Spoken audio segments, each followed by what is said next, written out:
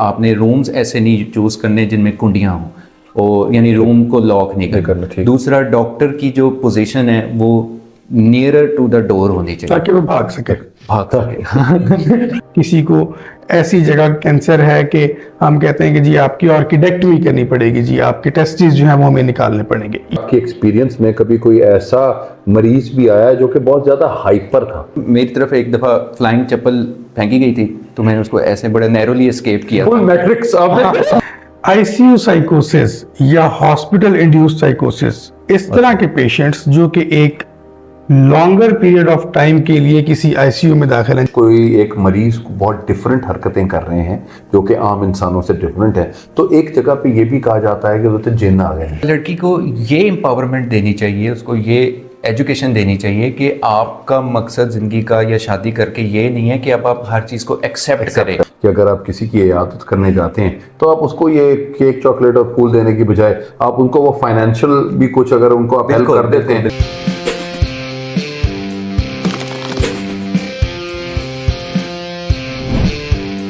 देखिए आपने ये फिजियोलॉजी की तो बात आपने कर दी, लेकिन मोस्ट ऑफ द टाइम मरीज जिन लोगों से मिलता है और जिन लोगों के साथ जिनकी उनको बातों के ऊपर वो बातें असरअंदाज होती हैं, उनको कैसे रोकते हैं सर?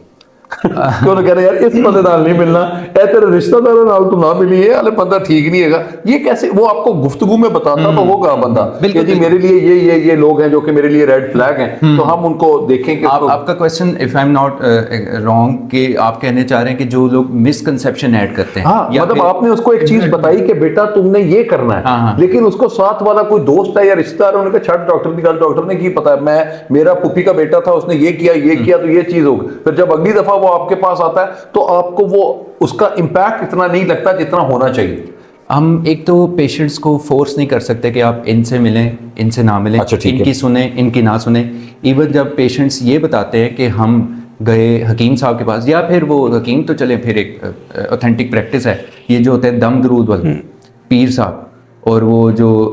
दम करवाते हैं या वो दारू देते हैं, हम उस पर भी उनको ये नहीं कहते कि ये ना कराएं, हम बल्कि उनको कहते हैं कि ये भी एक मोड ऑफ ट्रीटमेंट है। तो जहाँ तक ये अगर आपको नुकसान नहीं दे रहा उसको भी फॉलो करें, लेकिन जो हम आपको ट्रीटमेंट बता रहे हैं क्योंकि ये बेस्ड ऑन एविडेंस है और थ्योरी और बुक्स ये कहती हैं, साइंटिफिक रिसर्च ये कहती है और इसके हमने रिजल्ट्स देखे हैं लाइव दुनिया में, तो आप इस ट्रीटमेंट मोड को भी फॉलो करें। अच्छा, अब एक बात मुझे ये बताएं कि सपोज इस तरह हमने बात की, एक पेशेंट को हमने ऑफर कर दिया कि जी आपकी हम टांग काट देंगे, और वो उस टाइम पे एक्यूट डिप्रेसिव इलनेस में चला गया, वो उसने रोना शुरू कर दिया और वो कहता है कि जी मैंने नहीं कटानी, और सारे साइंस उसको डिप्रेसिव इलनेस के आना शुरू हो गए। तो अब ऐसी कंडीशन के अंदर जो साइकेट्रिक हेल्प है वो कितनी हेल्पफुल हो सकती है? क्या वो इतना हेल्प कर सकती है कि वो वाकई उसके डिसीजन को चेंज कर दे?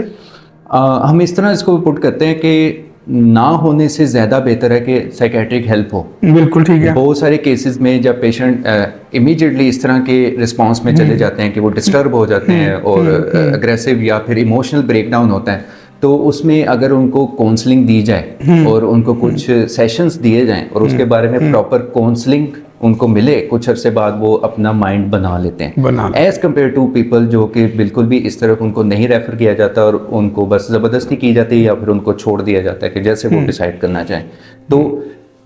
पेशेंट के एग्री करने चांसेस बढ़ जाते हैं अब अगर उनको रेफर किया जाता है। मेरा डॉक्टर साहब एक और सवाल आपसे है कि एज ए सर्जन आप ये देखें कि आप अलग अपनी एक प्रिस्क्रिप्शन दे रहे होते हैं और उसके बाद आप रेफर कर देते हैं टू द साइकियाट्रिस्ट, तो क्या ये दोनों का इकट्ठे बैठ के बात करना वो बेहतर नहीं है? जो अच्छे सेटअप्स हैं उसके अंदर ऐसे ही होता है, अंडर वन रूफ ही चीजें चल रही होती है। स्पेशली अगर कोई आपने ऐसा डिसीजन देना है, सपोज एक तो हमने टांग काटने की बात कर ली ना, एक और बहुत कॉमन जो चीजें हमारे साथ चल रही होती हैं जो कि इससे भी बड़ी लॉसेस लोगों को लग रहे होते हैं, वो ये एक है जो हमने कैंसर की बात की कि जी आपकी परमानेंट आंख बाहर निकल आएगी। ठीक है, वो एक फैक्टर हो गया। या किसी को ऐसी जगह कैंसर है कि हम कहते हैं कि जी आपकी ऑर्किडेक्टमी करनी पड़ेगी, जी आपके टेस्टिस जो है वो हमें निकालने पड़ेंगे। ये इस तरह के फैक्टर्स हैं कि ये अकेला बैठ के सर्जन उनके सवालों के सारे जवाब दे ही नहीं सकता। तो इसमें आइडियल मॉडल यही है कि एक पूरा बोर्ड बैठे जब आपने ये कम्युनिकेट करना है पेशेंट के साथ, तो और उधर से भी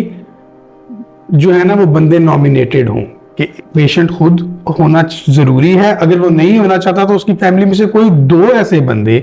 जो कि रिस्पॉन्सिबल हों और बात समझ सकते हों, और यहाँ से भी सर्जन हो, साइकेट्रिस्ट हो, एक पूरी टीम हो जो उस सारे प्रोसेस को देखेगी और वो बैठ के उनको एक्सप्लेन करेगी। सर्जन अपने एस्पेक्ट क्लियर करेगा, साइकेट्रिस्ट अपनी हेल्प बताएगा। तो आइडियल मॉडल यही होना चाहिए। डॉक्टर साहब, आपके ज़हन में या आपके एक्सपीरियंस में कभी कोई ऐसा मरीज भी आया जो कि बहुत ज्यादा हाइपर था, या अगर कोई ऐसी कोई बीबी आई जो बहुत सारे डॉक्टर तीनों की पता मेरे कहते या मतलब वो बहुत से लोग ऐसे होते हैं, या कभी कभी लोग इतने अग्रेसिव हो जाते हैं कि वो आपकी कुर्सी को भी तोड़ना और वो बाकी चीजें, तो उनको कैसे सर हम बचाया जा सकता है? अपनी प्रॉप्स कैसे बचाए जाएंगे सर? ऐसे एक्सपीरियंसेस करने पड़ जाते हैं क्योंकि कुछ साइकेट्रिक इलनेस में डिस्टर्बेंस ऑफ बिहेवियर बहुत इमेंस होता है, और स्पेशली हमारे इस हॉस्पिटल में जहाँ पे मैं होता हूँ वहाँ पे मोस्टली वो केसेस आते हैं जो बहुत स्वेयरली इल होते हैं, उनमें एग्रेसिव पेशेंट होते हैं जिनका बिहेवियर बहुत ही डिस्टर्ब होता है। अब ऐसी सिचुएशन में एक तो कुछ प्रैक्टिसेस हमें सिखाई जाती हैं ड्यूरिंग द ट्रेनिंग, उसमें यह है कि आपने रूम्स ऐसे नहीं चूज़ करने जिनमें कुंडियाँ हों, और यानी रूम को लॉक नहीं करना। दूसरा, डॉक्टर की जो पोजीशन है वो नियरर टू द डोर होनी चाहिए ताकि वो भाग सके। बेसिकली यही अब डॉक्टर पहले अपनी सीट पर बांधे फिर दूसरे की बांधे, तो ठीक है सर। ये सिनेरियो ऐसा है कि इसमें आप रिटेलिएट तो नहीं कर सकते, बिकॉज यू नो जब ये अंडरस्टैंडिंग होती है ना कि अगला इंसान सिक है, और ये जो बातें, ये जो गालियां या ये जो मारपीट या बिहेवियर है, ये बीमारी है, ये इंसान नहीं कर रहा, ये इसकी शख्सियत में ऐसा नहीं था। जब ये एक्सेप्टेंस आ जाती है ना, तो वो पेशेंट डॉक्टर पेशेंट के सामने जब बैठे होते हैं, तो पेशेंट अगर डॉक्टर को गालियां भी दे दे तो डॉक्टर स्माइल से उसको एक्सेप्ट कर लेता है, अंडरस्टैंड कर लेता है। अगर कोई नाइव इंसान हो तो वो शायद आगे से गालियां देना शुरू कर दे। तो ये ट्रेनिंग का पार्ट होता है, और उसमें हम ये चीज़ें सीख लेते हैं कि कैसा रूम होना चाहिए, कैसी सेटिंग होना चाहिए, अकेला पेशेंट नहीं होना चाहिए। अगर फीमेल पेशेंट हो तो साथ फीमेल अटेंडेंट होनी चाहिए, मेल अटेंडेंट,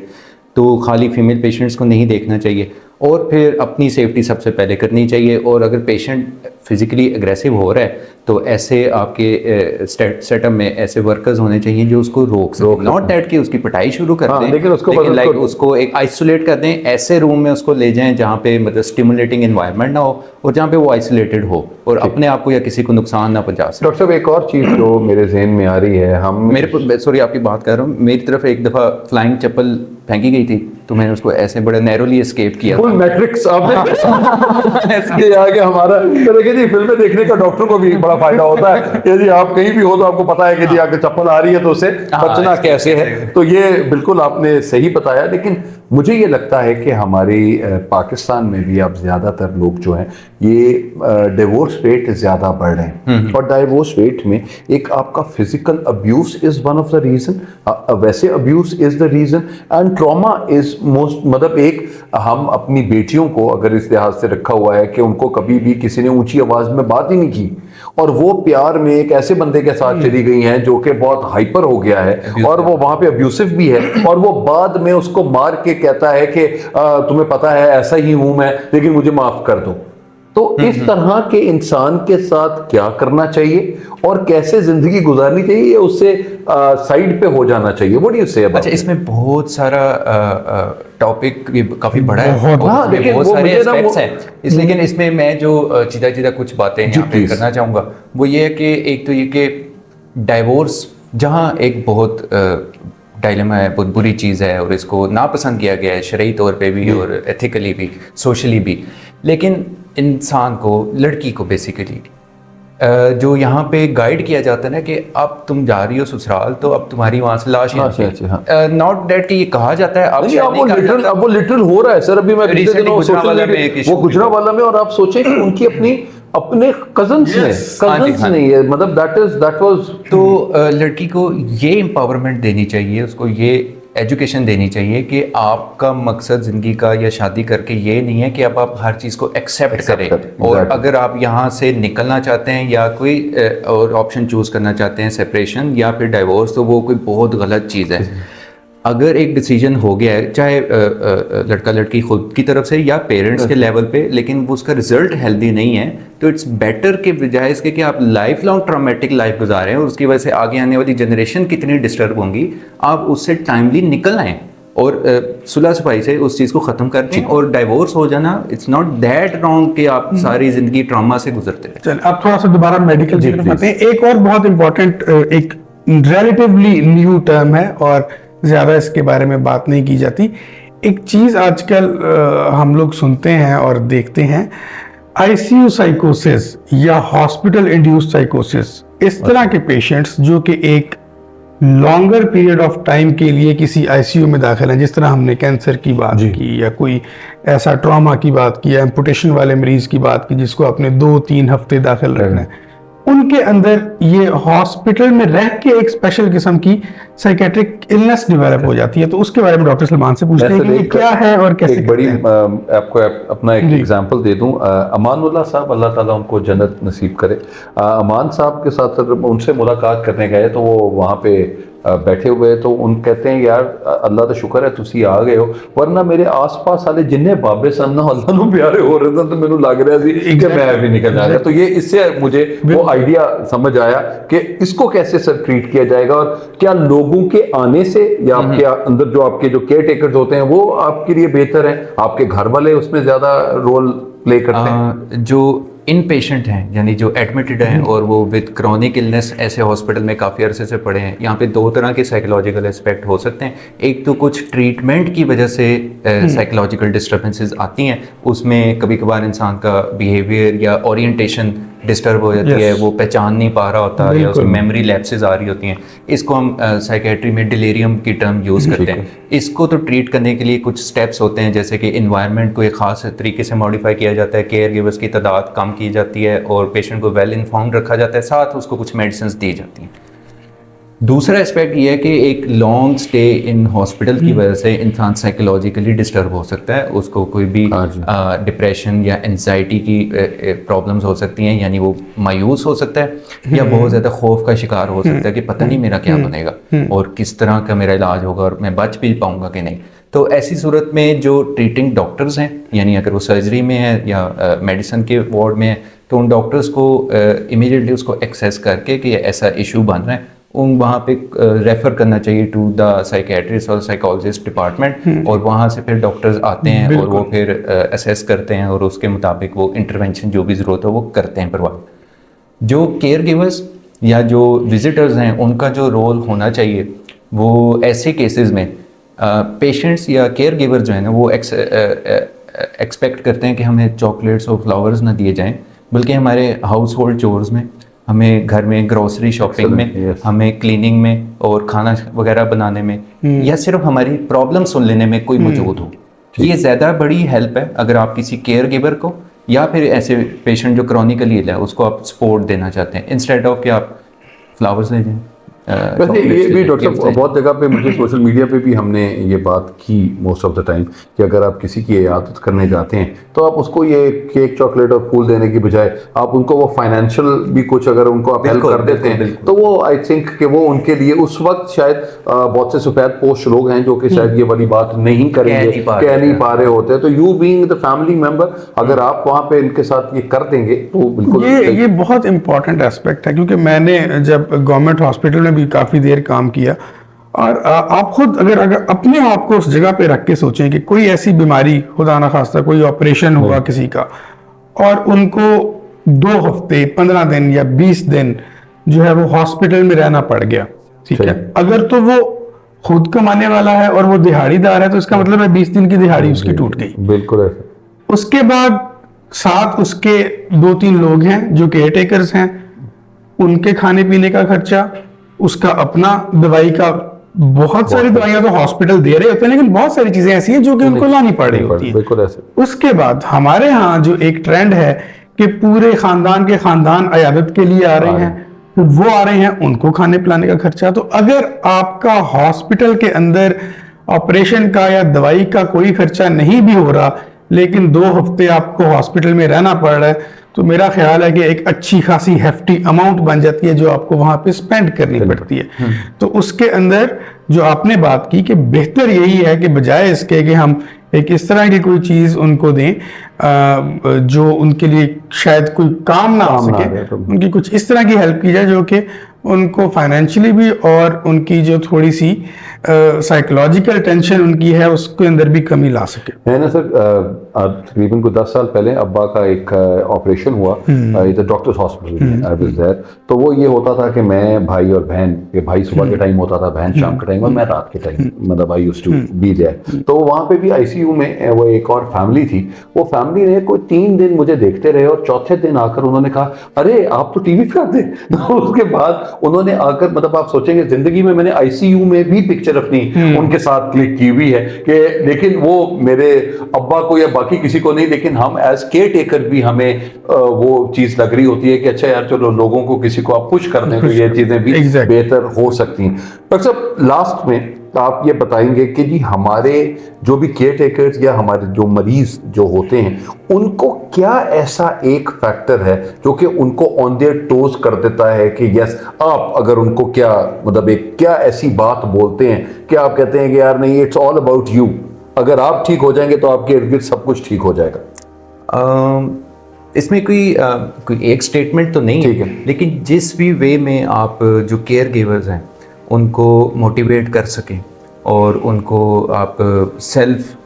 जिसे परसुएशन आप उनको दें कि वो अपने आप को खुद से मोटिवेट करें और एक्टिवली पेशेंट को देखें, तो उसमें अगर आप उनको होप देते हैं जो कि एक्चुअल होप है तो वो एक्ट करते हैं और अपने आप को फिर मूव भी करते हैं। एक और डॉक्टर, मेरे साथ जाते जाते मैं सिर्फ एक पॉइंट, मोस्टली सर अगर कोई एक मरीज को बहुत डिफरेंट हरकतें कर रहे हैं जो कि आम इंसानों से डिफरेंट है, तो एक जगह पे ये भी कहा जाता है कि वो तो जिन्न आ गए हैं या बाकी कुछ चीजें इस तरह की भी वो, लेकिन मतलब ये होता है, लेकिन अल्टीमेटली जब आपके पास इस तरह के लोग लेकर आए होते हैं तो उनका प्रॉब्लम वो नहीं होता, कुछ और होता है। तो उस तरह को कैसे डील किया जाए, इसके ऊपर हम एक डिफरेंट प्रोग्राम भी कर सकते हैं, लेकिन ये है कि जस्ट जाते जाते सिर्फ एक इनके ऊपर एक आइडिया। अगर बिल्कुल, ये आपका बड़ा वैलिड क्वेश्चन है और मैं वेट भी कर रहा था इसका, क्योंकि ये सबसे कॉमनली हमें फेस करनी पड़ती है चीज़ और काफ़ी सालों से हम इसको देख रहे हैं। इसमें ये होता है कि ना कुछ बीमारियों की शक्ल सूरत ऐसी होती है कि और उसके बारे में हमारे जो कॉन्सेप्ट हैं एथनिकली जो हमारे इन ग्रोन है वो ये कि शायद इस पे कोई आसेब हो गया है, कोई जिन का असर है या जादू हो गया। हम उसमें कुछ अलामतें भी ऐसी होती हैं कि लग रहा होता है कि ये किसी और के असर में, तो हम उनकी जो बेसिकली फैमिली है उनको इस तरह इस चीज़ को काउंसल करते हैं कि अगर किसी आसेब या जिन, एक तो ये कि जिन्नात मौजूद हैं, हमें पता है कि हमारे रिलीजन में भी हैं, लेकिन अगर वो हमें बीमार करना चाहें तो वो ज़हनी तौर पे ही सिर्फ क्यों करेंगे, मतलब वो हमें कोई गुर्दे की, दिल की कोई भी बीमारी कर सकते हैं, हम ज़हनी बीमारियों में ही क्यों उनका एलिमेंट बीच में लाते हैं। दूसरा ये कि अगर मेडिसिन खा के एक पेशेंट जो बहुत वावेला कर रहा है और बहुत अजीबोगरीब तोड़ फोड़ कर रहा है और हम कह रहे हैं इस पर असर है, आसेब है, अगर हम उसको मेडिसिन दें या इंजेक्शन लगाएं तो वो सेडेट हो जाता है, तो हम उनसे यही कहते हैं कि क्या कि जिन को असर हो गया दवाई का, तो ऐसा तो नहीं हो सकता। तो इसका मतलब है कि बीमारी थी जो मेडिसिन देने से बेहतर हो गई है या कंडीशन थी जो मेडिसिन देने से स्टेबल हो गई है। सो अगर जिन होता तो वो उस पर तो मेडिसिन भी असर ना करती। सो हम इस तरह उसको डील करते हैं कि ये चीज़ें होती तो हैं, लेकिन नॉट दैट कि ये हमें बीमार कर सकती हैं या हमें जहन पे कोई असर कर सकती हैं। Thank you very much doctor. बात वही है हसीब साहब जो हम हर ऑलमोस्ट हर प्रोग्राम में करते हैं कि आप किसी प्रॉपर क्वालिफाइड बंदे के पास जाएंगे, अपनी कंडीशन को डायग्नोज करवाएंगे तो फिर इलाज आगे चल सकेगा। जिस तरह सलमान ने बताया कि अगर आप साइकेट्रिस्ट के पास गए बगैर ही आपने इस चीज का फैसला कर लिया कि जी ये जिन्नात हैं, तो फिर अगर वो नहीं भी है तो फिर उसका कोई इलाज हो नहीं पाएगा। तो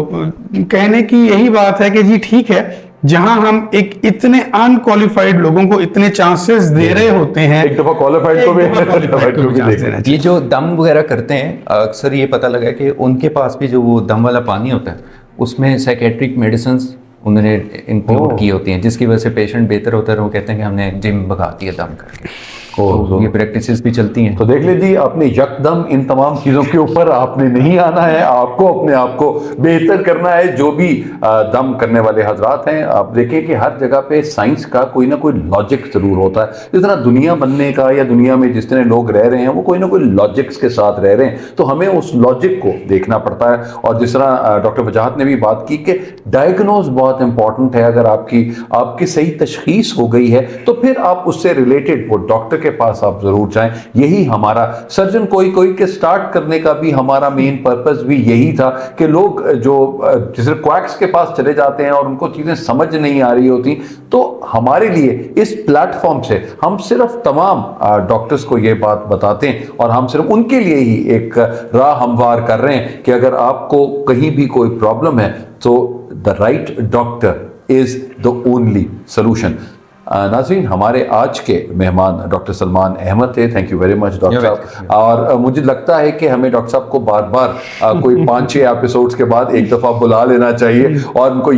उनसे ये डिस्कस करना चाहिए कि ये जो बीमारी है, इस बीमारी का क्या रिपरकशंस हो सकते हैं और उनको कैसे ट्रीट किया जाता है। तो यस, जिस तरह बाकी सारी बीमारियां हैं, उन बीमारियों को साइकाट्री इस लिहाज से इन तमाम को डील कर रही है, बिकॉज हर बीमारी में जो आपका जो माइंड सेट है उसको ठीक करना, उसको बेहतर करना, उसी से ही अल्लाह ताला आपके अंदर वो ताकत लेकर आते हैं कि आप उस डिजीज का मुकाबला बहुत अच्छे तरीके से कर लेते हैं। तो मुझे और डॉक्टर वजाहत को जी इजाजत दीजिए। इंशाल्लाह सर्जन कोई के सेट से दोबारा आपकी खिदमत में हाजिर होंगे। अपना बहुत ख्याल रखिएगा। पाकिस्तान जिंदाबाद।